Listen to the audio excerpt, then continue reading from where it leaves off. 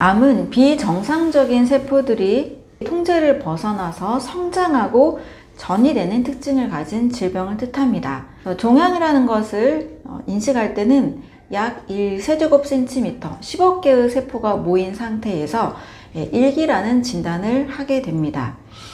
암세포의 특징은 무한 증식한다는 특징이 있고, 세포의 수명을 결정하는 텔로미어라는 유전자의 영향을 받지 않아서 영원히 사는 세포라고 할 수가 있습니다. 이렇게 생각하면 암은 굉장히 무서운 세포이고 없애야 되고 태워야 되고 죽여야 되는 세포로 인식하기 쉬운데요. 암세포의 특징 3가지에 대해서 말씀을 드리겠습니다. 첫 번째로 암은 사람을 죽이지 않는다입니다. 암세포가 정상세포를 죽이게 하는 어떤 특정한 독소를 뿜거나 또 정상세포를 치명적으로 공격해서 죽인다라는 과학적 근거가 있을까요? 사실상 이 근거는 없습니다. 때로는 종양이 너무나 커져서 뇌신경세포나 혈관을 만약에 막는다라면 그때는 문제가 될 수 있습니다. 그러나 위 점막벽에, 위벽 안에 또 어떤 조직 안에 작은 혹으로 생겼을 때 이 혹에서 무시무시한 물질을 내뿜어서 정상세포를 파괴할까요? 그렇지는 않는다라는 것입니다. 그래서 암세포 자체가 정말 독소를 내뿜어서 무서운 건지 또는 이 암세포를 해결하기 위해서 사용하는 항암제가 더 무서운 건지 우리는 좀 정확하게 확인을 할 필요가 있습니다. 암세포가 사람을 죽이지 않는다라는 근거는 사실상 여러 가지가 있습니다. 영국의 의학 전문지로 유명한 랜싯에서는 조기 암 검진이 오히려 불필요한 치료로 이어지는 경우가 더 많다라고 이야기를 합니다. 왜냐하면 갑상선암이나 췌장암이나 전립선암의 경우에는 알지 못한 채 그대로 그냥 가지고 있다가 오히려 사망 후에 부검에서 발견되는 확률이 30에서 40% 더 많다는 것이 확인이 됐습니다. 그러면 이 암으로 인해 사망한 걸까요? 그렇지 않은 겁니다. 다른 질병 또는 교통사고로 인해 사망을 했는데 몸을 부검하다 보니까 종양도 있더라라는 것을 확인하게 된 거예요. 그러면 이 종양들이 갑상선이나 췌장이나 전립선에서 발견된 이 종양들이 사람을 죽이는 역할을 하지 않았다라는 것을 뜻합니다. 남성 사망자의 그 몸을 또 부검을 했을 때 약 33%는 전립선암이 발견이 됐습니다. 그러나 이 전립선암으로 사망하는 확률이 1%밖에 되지 않았다라는 거죠. 또 75세 이후에 전립선암에 걸릴 확률은 무려 50%가 되는데요. 역시 전립선암으로 사망하는 확률은 0.1% 정도밖에 지나지 않았습니다. 이러한 근거들이 사실 너무나 많습니다. 이런 종양들은 마치 우리 피부에 사마귀가 나거나 여드름이 났을 때 그것으로 인해서 치명적인 증상이 오는 게 아니잖아요. 이것처럼 몸속에 작은 혹들로 그냥 존재하다가 때로는 사라지기도 하고 때로는 다른 질병으로 인해서 사망하기도 하는데 너무나 많은 이 조기 검진이나 건강검진으로 인해서 항암제나 다른 사고로 전이 재발돼서 사망하는 것도 훨씬 더 많다라는 것을 뜻합니다. 그렇다면 암은 걸리기 어려운 걸까요? 암은 걸리기 어렵다라는 이야기도 말씀을 드리겠습니다. 제가 국립암센터에서 암세포를 배양해서 종양 모델을 만들기 위해서 주입하는 실험을 했습니다.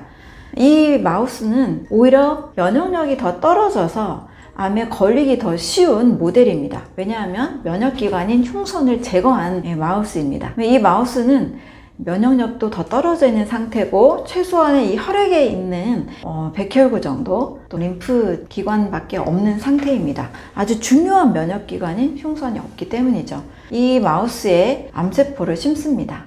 논문에는 3 곱하기 10의 3승 약 3000개 정도의 암세포를 주입하면 1세제곱cm의 종양이 잘 만들어진다라고 되어 있습니다.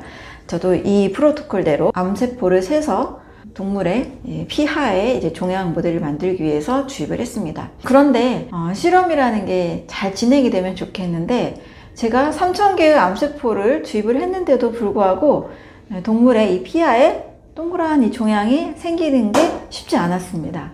저는 모델을 만들어야 되니까 3000개에서 안 됐으면 이제 어떻게 해야 될까요? 암세포를 더 늘려야 되겠죠. 3만 개, 10배를 더 늘렸습니다.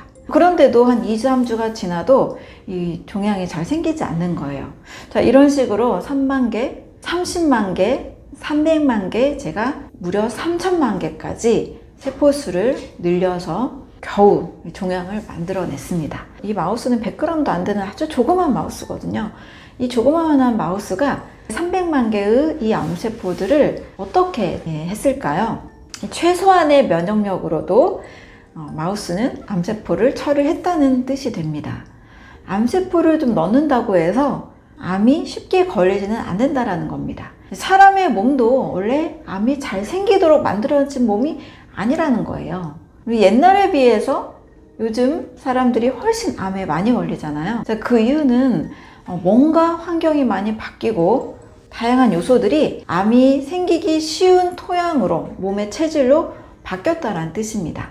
사람이 정상적으로 먹어야 될 음식을 먹고 좋은 환경에서 좋은 생각을 하면서 산다라면 암은 결코 쉽게 걸리지 않는 병이 될 것입니다. 암은 갑자기 걸리는 것도 아니고 어떤 유전자에 의해서 걸리는 것도 아니고 더 쉽게 걸리는 병도 아니라는 점을 꼭 이해를 하시면 좋겠습니다. 암의 두 번째 특징은 암은 대사질환입니다. 유전자 개놈 프로젝트가 완성이 됐지만 암은 정복되지 못했습니다. 유전질환이라면 어떤 특정 유전자에 대해서 치료를 하면 극복이 돼야 되는데 암은 전혀 다른 특이적인 유전자들이 너무나 많다라는 거죠. 암세포마다 유전자가 너무나 다르고 또 유전자 치료를, 표적 치료를 하다가도 암세포는 또 돌연변이를 일으킵니다. 그래서 암은 토마스 사이프리드에 의하면 대사질환이다 라고 다시 한번 개념이 정리가 됐습니다. 과학자들이 많이 사용하는 말이 있는데요. 총을 장전하는 것은 유전자지만 방아쇠를 당기는 것은 환경이다 라는 말이 있습니다. 후성 유전학에 의해서 DNA 자체보다 이 DNA가 메틸화되는 그 환경에 따라서 서로 다른 단백질이 만들어지는데요. 바로 DNA를 변형시키는 환경이 훨씬 더 중요하다는 겁니다. 이 환경에는 식이 습관, 스트레스, 운동, 또 물, 또 공기와 같은 다양한 요소들이 있을 수 있습니다. 그래서 암에 걸린 사람들이 도시에서 스트레스를 받아가면서 굉장히 많은 업무나 어떤 관계에 의해서 고통을 겪다가 마음을 다 내려놓고 산이나 섬에 갔을 때 좋은 물, 좋은 공기, 좋은 음식, 또 좋은 생각을 하면서 회복되는 이야기들이 상당히 많은 이유가 됩니다. 그래서 암은 이제는 더 이상 가족력이나 유전질환이 아니라 대사질환이다.